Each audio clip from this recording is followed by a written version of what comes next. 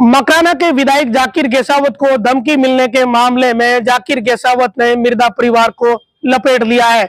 दरअसल जाकिर गेसावत ने एक बयान जारी किया और इसमें बताया कि जिस राजू उर्फ राजेंद्र चौधरी ने उन्हें धमकी दी है वो किसी जमाने में ज्योति मिर्दा का कार्यकर्ता हुआ करता था।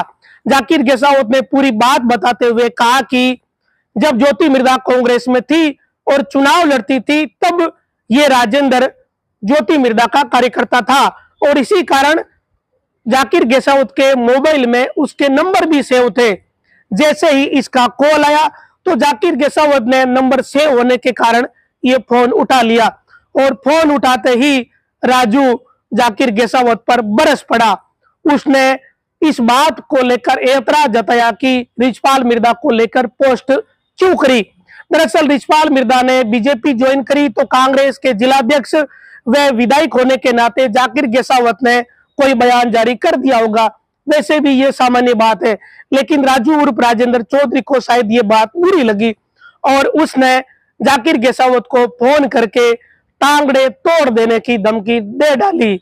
सीधा सीधा ये कहा, जैसा कि विधायक ने बताया कि उसने ये कहा कि सड़क पर आओगे या नागौर आओगे तो टांगड़े तोड़ दिए जाएंगे। अब टांगड़े तोड़ने की इस बात को जाकिर गेसावत ने बेहद ही गंभीरता से ले लिया। उन्होंने मकराना थाने में रिपोर्ट दे दी, साथ ही कहा कि यह ज्योति मिर्दा का कार्यकर्ता रहा है और इस बहाने जाकिर गेसावत ने मिर्दा परिवार को भी लपेट लिया। जाकिर गेसावत को मौका मिल गया था और मौका मिलने के बाद कोई नेता भला कहां चूकता है। इस मामले में भी ऐसा ही हुआ। जाकिर गेसावत ने कहा कि इन लोगों को कांग्रेस ने क्या नहीं दिया। आज भी ये जो बातें करते हैं ये कांग्रेस की योजनाओं की ही बातें करते हैं। जो इन्होंने काम किए वो कांग्रेस में रहते हुए किए, बीजेपी में तो अब गए हैं और उन्होंने जांच एजेंसियों के बहाने बीजेपी ज्वाइन करने की बात कह डाली। कहा कि कांग्रेस ने मिर्दा परिवार को क्या नहीं दिया।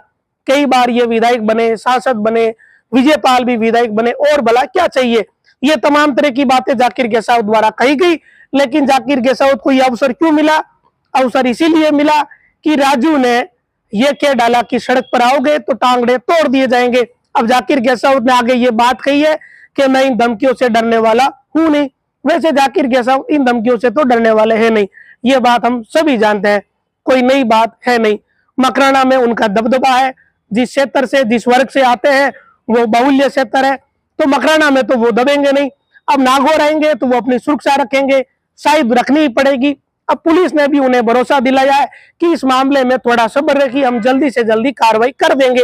अब राजू उर्फ राजेंद्र चौधरी की तलाश शुरू हो गई है।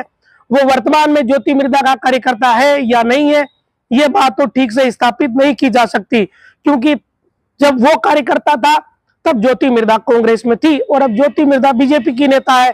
लेकिन रिचपाल मिर्दा के बहाने उसने जो धमकी दी है, इसका मतलब यह है कि उसका जुड़ाव तो कहीं ना कहीं है, या ऐसे समझ सकते हैं कि वो खुद को मिर्दा परिवार का कार्यकर्ता मानता होगा। फिलहाल मिर्दा परिवार तो इस मामले में कोई बयान देने की स्थिति में शायद होगा नहीं और ना ही अभी तक कोई बयान सामने आया। लेकिन जाकिर गेसावत को इस धमकी के बाद ये मौका मिल गया और मौका मिलने पर नेता भला कहां चूकते हैं। इस बहाने जाकिर गेसावत ने ढेर सारी बातें मिर्दा परिवार को सुना डाली। अब देखने वाली बात यह रहेगी कि इस धमकी का परिणाम क्या आता है। अगर जाकिर गेसावत को खुद को यह धमकी गंभीर लगेगी कि उनके टांगड़े तोड़ दिए जाएंगे, तो जाकिर गेसावत को खुद की सुरक्षा रखने की भी वाकई में जरूरत है। यह गंभीर मामला है, हंसी मजाक की बात नहीं है।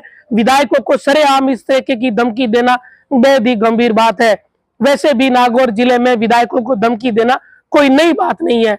नागौर जिले के कई विधायकों को धमकियां मिल चुकी है। कई मामलों में कार्रवाई हुई तो कई मामलों में कोई कार्रवाई नहीं हुई है। इस मामले में नतीजा क्या रहता, कोई अपडेट रहेगा तो हम आपके साथ जरूर साझा करेंगे।